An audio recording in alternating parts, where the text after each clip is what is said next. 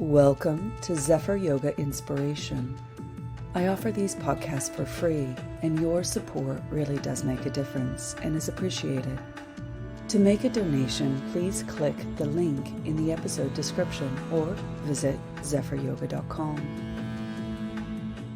We've been studying over the past few sessions rethinking our understanding around our anatomy, physiology, and biomechanics of how the body moves in our practice, and noticing that there are imbalances in the body that cause limited range of motion, strain on the connective tissue that usually results in having pain in our body, as well as joint instability due to this imbalance.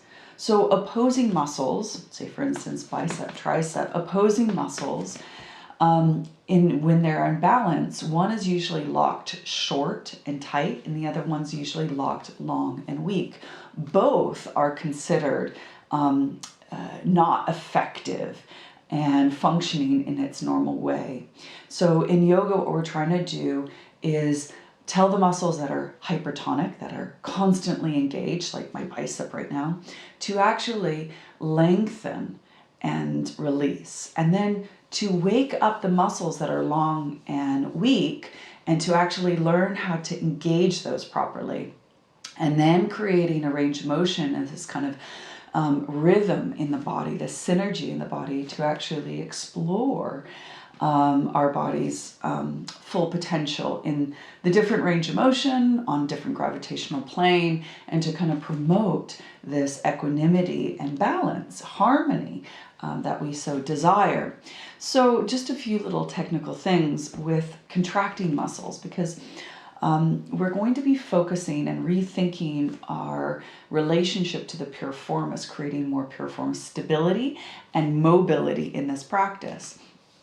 And a lot of the time, certain muscles that create that imbalance haven't been woken up. And so muscle contraction is an interesting one. And what we're doing in yoga is actually learning how to engage muscles. Remembering Sutra 246, saying how to practice asana, is you just need two things. Sthira is the first one, Sukham is the next.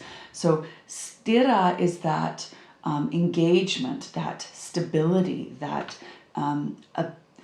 integrity in holding this tone within the body.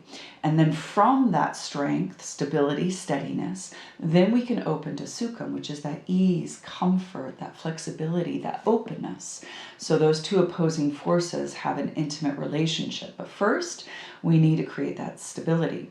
So there is 3 types of contractions that you'll probably start to really notice when you are turning your attention to said muscles. So just to use my arm as it is an easier one to demonstrate, a concentric contraction is meaning that you are actually engaging the muscle and shortening the muscle. If I want to engage my bicep to bend my elbow, my muscle actually shortens and engages. Now, to hold my arm like this, the bicep has to continually contract. So this is called an isometric contraction. Now, to actually open my arm, release my elbow, my bicep needs to engage still. It doesn't just flop open. So this is called an eccentric contraction. So my muscle is getting longer, but there is still tone in the muscle as I extend it. And this is something that we in yoga are really, especially vinyasa yoga, we're engaging muscles, actively engaging them, shortening them, holding poses, and then lengthening them with this tone and integrity. So it's this kind of quality of tensegrity, this tensile force as we engage muscles, shortening them, hold a pose, and contracting those muscles, holding them, and then starting to actively release, keeping the muscle engaged. So there's an innate wisdom within the body that knows how to do this. So if we've been sitting for long periods of time behind our desk and kind of typing away, and all of a sudden we're physically, mentally, energetically like stiff, tired, heavy, what the body will naturally do is yawn and stretch and engage muscles. to release them. So this is called pandiculation, which is that quality of yawning in trying to engage muscles to then release them.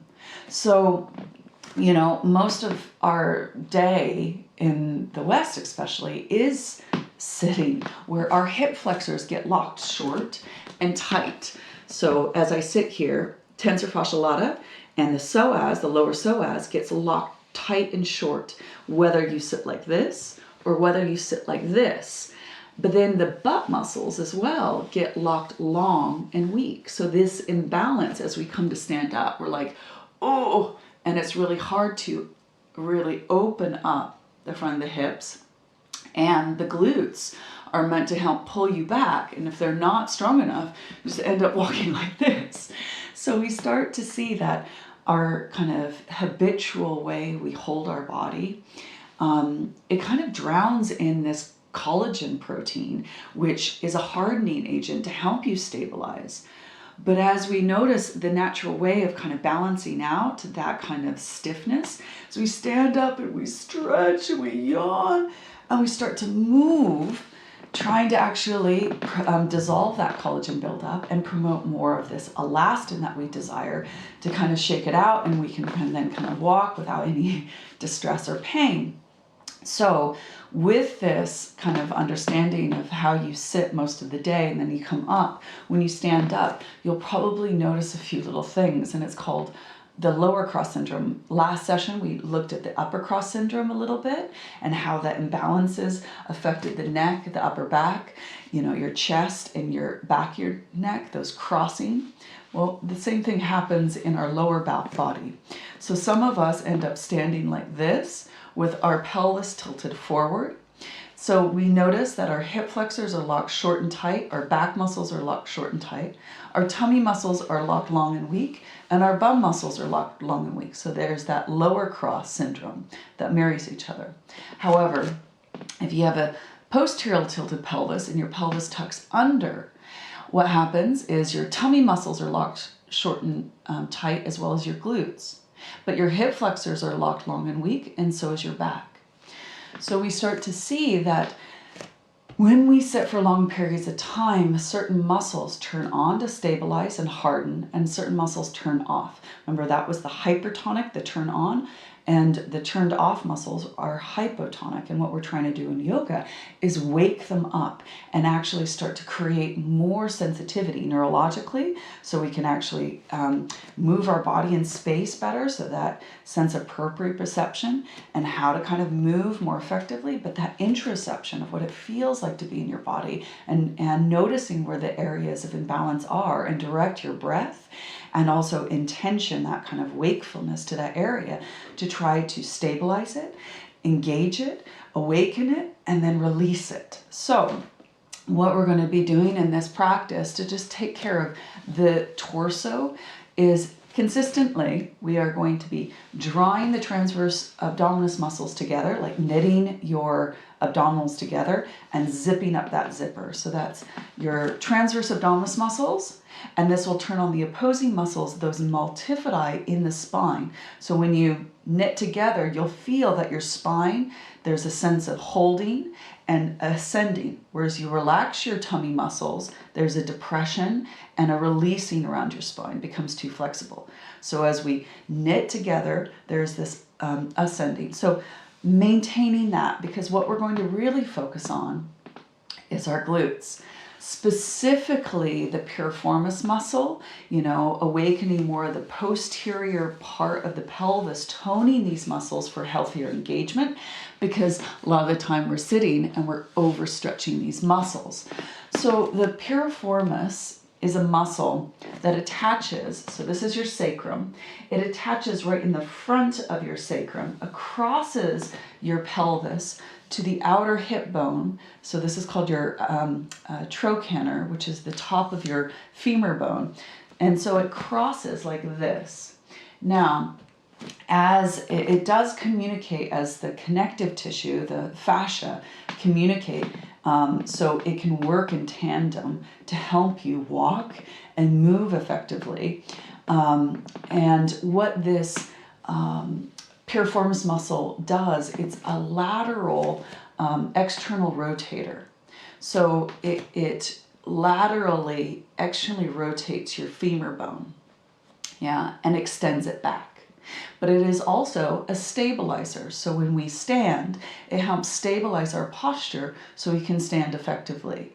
Now, with the piriformis, to engage it, like I said, is that you move it back with an external rotation. To stretch it, we bring our knee, so it's more than 90 degrees in relationship to the pelvis, and then it externally rotates like pigeon pose. So we will do that in the end. So this external rotation and then bringing your knee higher towards your chest is a piriformis stretch. We'll notice when the piriformis is really tight when we bring our knee up, and there's an internal rotation. And you'll notice this when we do one-legged poses. There's the internal rotations kind of showing how tight the piriformis is and how imbalanced the hip flexor and lower psoas is. They kind of mirror each other, opposing muscles, as I'm trying to indicate. So if your hip flexors are locked short and tight and this is locked weak, you have a tendency to internally rotate. And this is also like crossing the legs and, you know, other kind of habitual poses that we do. So there's a relationship with your feet and your piriformis that is very important to kind of notice. And habitual ways we sit, but also habitual ways we stand actually increase this imbalance. So when we stand, a lot of the time we're tired. And so we just hang in our body like, you know, a sack of a skeleton. And what we do is just hang out on the joints. So a lot of the time we shift our pelvis forward to compensate, and then we pull down, which exacerbates the upper cross syndrome, and you'll notice the lower cross syndrome. So some of us have an anterior tilted pelvis, some of us have a posterior, but the same sensation of drawing the weight forward to compensate and like hang out, you'll notice that your toes are gripping. You're probably quite pronated, which is like flat-footed, and you have lightness in the heels. One, we have a tendency to lock our knees, and also you'll notice that your butt's not engaged. You kind of have this puchasana, your shoulders are sagging, and you're loading your back. So the simple solution is to micro-bend the knees and shift your weight into the heels. Your toes will lift, your arches lift. You feel that energy and connective tissue ascend through the body. With the knees micro bend, you'll start to feel this muscle called the vastus medialis help track the kneecap in its proper place. You'll feel tone in your lower belly, tone in your glutes, and your posture will naturally stand up. So notice if you bring your pelvis forward and just hang out versus bend the knees, bring your weight back, you'll feel this tensegrity, tone and integrity ascend through the body and start to create this structure in which you have that sthira. And then in that sthira, you have a sense of sukham. So there's a special relationship to the heel and the piriformis. And so I'll give you a little extra little bit. Your sciatic nerve comes from your lower back and sacrum. Nerve lines come out and then feed into one big nerve line, which is about the size of your thumb, that goes down your leg, down the back of your thigh, and sprouts down the back of the leg. Now, your piriformis, most of us, the sciatic nerve actually runs right in front of it. Some of us, the sciatic nerve runs behind it, and a few of us have a sciatic nerve that runs between the piriformis. Regardless, if you spend a lot of time sitting and you're overstretching and weakening the piriformis and you haven't been really doing anything and you're crossing your legs like this and sitting for long periods of time, that piriformis starts to overstretch and you start to sit and on your sciatic nerve. So some of us who sit for long periods of time, especially slouching, so you're really overstretching the connective tissue in your lower back, and you're sitting on your piriformis, which is getting really weak and thin and not really engaged, you're going to be sitting on your sciatic nerve and you're going to start to feel sciatic nerve stuff. So sometimes sciatic nerve issues are not to do with disc issues. Sometimes it's muscular because our butt muscles are not toned enough to be able to hold effectively those nerve lines, blood flow lines, and fascial connective tissue together. So it's not strong enough. So there's an imbalance. So what we're going to try to do is actually start to notice this. And there's a part of the sciatic nerve that doesn't even go to the brain. It goes from your piriformis straight to your heel, back up to your piriformis, straight to your heel, back up to the piriformis. It doesn't need to go to the brain. It's so hardwired because as you walk, when you heel strike, when you touch your heel to the ground, it tells your piriformis to stabilize. Then you lift your back toe. Lifting the heel turns off the piriformis on the other side. Then you shift your weight and you heel strike, and it turns on the piriformis. As you move and lift your heel, it turns off the piriformis, so you can swing your leg forward. Heel strike turns on the piriformis. So this is a really important kind of example of how to properly heel strike and go through your whole gait. A lot of people have a tendency to walk with their feet forward and never move their leg back, which exacerbates that shortening of our hip flexors and weakening of our glutes. It's really important to have a good gait where you send that leg back and lift, and then that leg back and lift, because it's working other glute muscles. So having a good gait. So it's almost like what I tell my students when I work one-on-one with them when they have lower back issues is try to walk one glute at a time. So you're going to think of one glute, one glute, one glute. And so you walk one bum cheek at a time, starting to bring more awareness when you walk as you knit together, zip up the zipper. So toes are meant for mobility, heels are meant for stability. And we're going to notice that as we shift our weight into our heels to create stability, and we're going to do asymmetrical poses to actually work the piriformis and that lateral line to actually engage these muscles. Now, this is actually pointing towards the contraction that I was talking about in the beginning. So when we say, for instance, warrior one, we do this quite a lot in my classes, where you come up into warrior one. This is a concentric contraction as you're shortening the back bending muscle, specifically the glutes. And then we hold warrior one. This is isometric contraction. And an eccentric contraction is it's still engaging as you press the back foot back, front foot forward. And now I'm lengthening it, stretching it as I fold forward, bring my hands down. So this in tone and integrity within the movement, keeping your attention, and sometimes to actually create those neurons to connect, those motor neurons to connect, because sometimes they're so asleep we don't even feel our glutes contract. I will welcome you to touch your own bum, because touching it, you're like, oh, I feel they're toned. Or if they're not, you'll feel that they're kind of squishy. And then how do you tone it? How do you get it to engage? And sometimes using your hands, that felt sense, will help them engage. This is also kind of like pointing towards Vera 1. The reason why I don't teach with the heel off the floor. Some of us can engage that glute, but as we externally rotate and drop the heel, you actually engage that piriformis on that back leg side. And that's going to be essential to maintaining pelvic stability, core engagement, to be able to come up. With the heel off the floor, the piriformis is not working. And I'll show you on this leg because it's easier. What has a tendency to happen when we do a high lunge without glute engagement is that we get really excited and we push through flexibility. And as we do that, the femur bone pushes into the front of the hip socket as we come into the back bend. Now, what that does is it overstretches the connective tissue in the front of the hip, forcing the femur bone into the front of the hip and actually starting to press against the labral cartilage in the hip socket.